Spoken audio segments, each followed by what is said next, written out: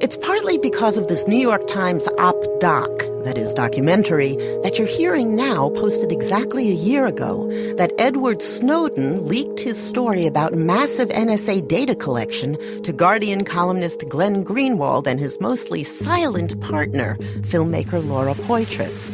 It's a film she made of the NSA veteran-turned-whistleblower William Binney. After 9/11, they took one of the programs I had done, or the back end part of it, and started to use it to spy on everybody in this country.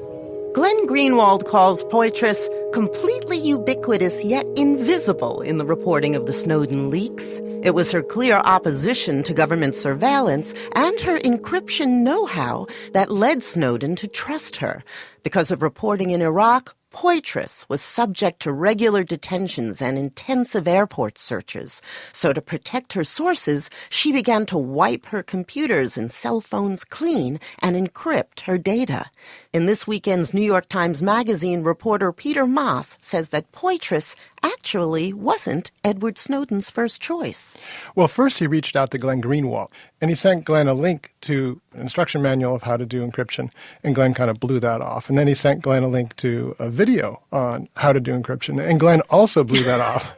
And I talked to Glenn about that, and Glenn said, yeah, this stuff, it's just confusing, it's difficult, I didn't have the time for it. He just got tired of harassing me, and so then he went to Laura, and he sends an email anonymously to Laura saying, I need to communicate with you with encryption, can I have your public encryption key? And she leads a very encrypted life.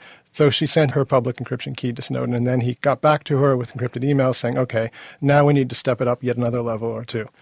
Once he had really secure communication set up with her, he said, this is what I know, and I can prove it. So all that before actually sharing any information. How long before he shared his name? She did not know his name, age, gender, or even where he worked until very late in the game. And she was, in fact, very cautious. She knew when she got this first email, if indeed what this person was telling her was true, that this was amazing and that her life would change. But she did not know, A, whether it was true, could be a crackpot, or B, whether it was, for example, a government agent trying to entrap her. So either path that she went was incredibly perilous. Do you think that the way that Poitras handled Snowden's security ought to be the new standard for how journalists should handle any source that puts him or herself at risk? And do you think it's even really possible?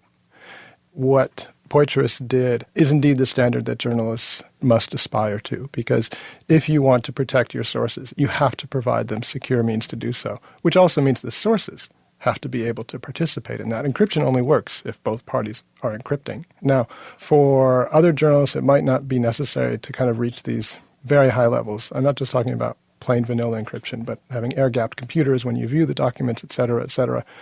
But it's necessary. Air-gapped computers are computers that are not connected to the internet. Exactly. So one of the extra measures that Laura took was to transfer the information, the sensitive information, to a computer that was air-gapped. It wasn't simply not connected to the internet. It had never been connected to the internet. So there was no possibility, or extremely remote possibility, that somebody had put some malware on it in order to read what was on it. And that's the computer on which she would read and work on the documents that she was given. When Greenwald and Poitras started publishing Snowden's story, many people wondered why Snowden had gone to them rather than to more established figures in national security reporting. And you say part of the reason was that he believed that they wouldn't hold the story. The New York Times held its warrantless wiretapping story for a year, and that actually gave him the willies. Does the direction that Snowden ultimately took have implications for the rest of journalism? What this means is that there is a new role for journalists who are not part of the established major media. And yes, Laura's won a MacArthur Genius Award, she's won a Peabody Award, she was nominated for an Academy Award, but she is not part of any major institution. And as far as Glenn's concerned, yes, he has The Guardian, but again, that's not the same clout as the New York Times or the Wall Street Journal or the Washington Post. Sources actually may prefer to go to them, not despite the fact that they're outside these major institutions, but because they're outside these major institutions.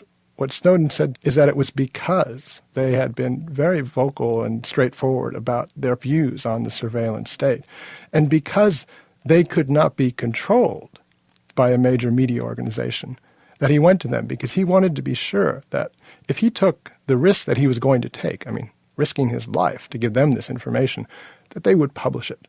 Peter, thank you very much. Thank you.